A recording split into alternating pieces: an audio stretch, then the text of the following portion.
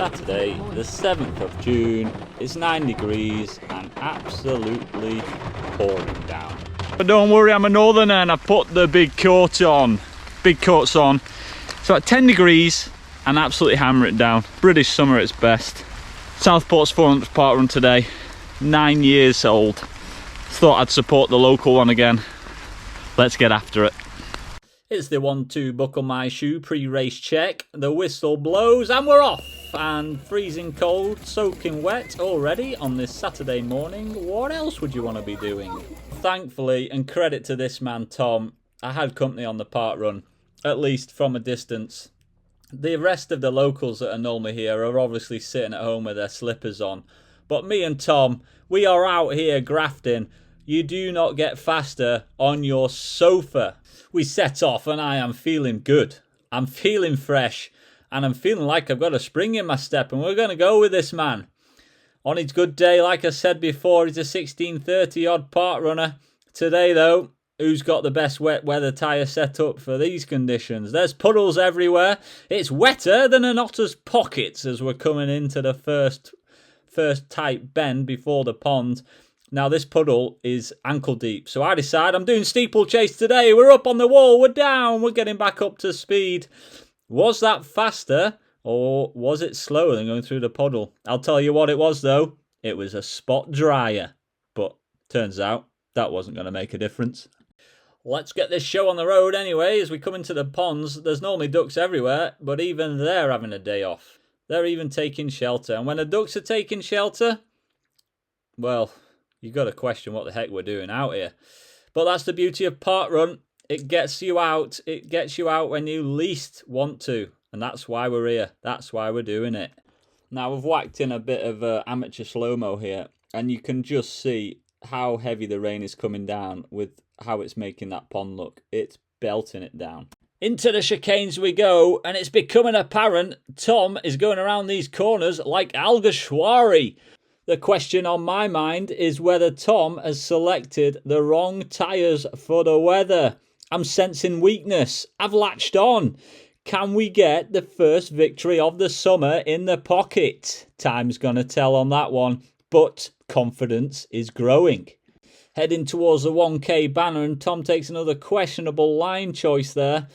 And it seems like we've gone through the first K in around 3:34. I'm trying to check the watch, but it was impossible to see until afterwards.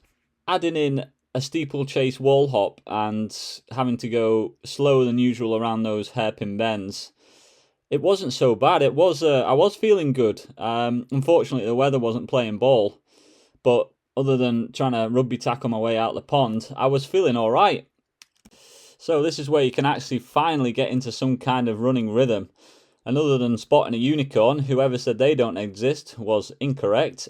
I get some confidence and I'm like, right, my time to shine, Tommy boy. I'm going to set the pace for now. Honestly, I was feeling great. I had a spring in my step and I wanted to up it. So I crept my way past and confidence started to grow. I thought, you know what? I don't actually mind these conditions around another lake, but this is where boys become men. And I actually started dreaming of extending my lead, which was definitely short-lived, as you're about to see, as we just go through the forest section. About 1.5 Ks in now, and Tom came back. Tom obviously wasn't happy with my pace, and to be quite honest, so it was weird. I came round through those trees. It was hooning down with rain. Like, I know I'll go on about this, but it was just ridiculous, you can see now. And my legs just started to get so cold. And I don't know if it's because I've got bigger quads than runners or what, but they just started to it was weird. I don't even know what to say. They just started to slow down themselves. I wasn't massively overly exerted, I didn't think, but 2K cone on the left, we splashed through another puddle past the Crazy Golf, and I did that second K in 3:30, which is bang on. I was feeling good, but it suddenly started dawning on me that these legs were slowing down. We came back towards the pond for the second loop. Runner's still coming out. I'm back on the wall, and this certainly wasn't the smartest move of energy conservation, springing around when you don't need to.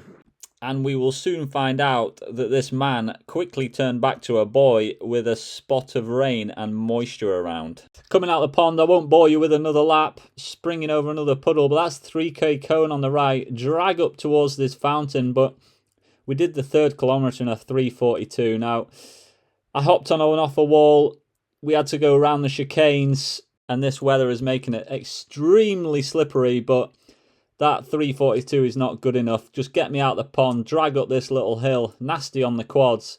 And the driest person out here, it's got to be the unicorn. If it's raining like this again, I'm just going to get myself a costume, put it on, and probably triple my views on a video as it is anyway. So here we go, on to the final outside loop. It's time to splash my way to the end. Tom's just up the road. He's not a million miles ahead, but I couldn't get after him. I couldn't up the pace. I just had to knuckle in now, get to the end, and appreciate that I've done a 5k as hard as I can. And for training, it's not such a bad day in the office after all. One thing that's most important in training, for me, you've just got to be consistent. You've got to put in the miles, and you've just got to do it. 4k cone now on the left. I did actually manage to do it in 3:33, so the legs are there, but it's things like what's about to happen now, which is going to be costly today. There's the puddle. Everyone decides to dodge it, and I have to go grass tracking. It's probably better described as a pond, and I might see if there's any trout in there later.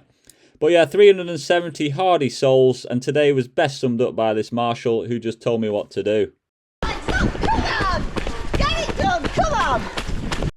Get it done was probably the best description of this video, and get it done is what we did. Trotted down to the end, past some back markers, and just had this one little hill to navigate, which is always a sting in the tail at Southport.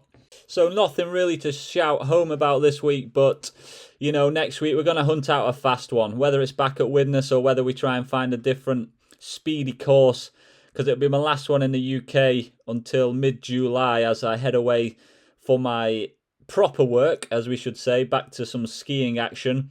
I need to get it in my head that we need some sore quads from the first K, and we're going to put out a fast time. My daughter's waiting for me at the end, bouncing in the puddles, and we crossed the line with a 3:35 final K.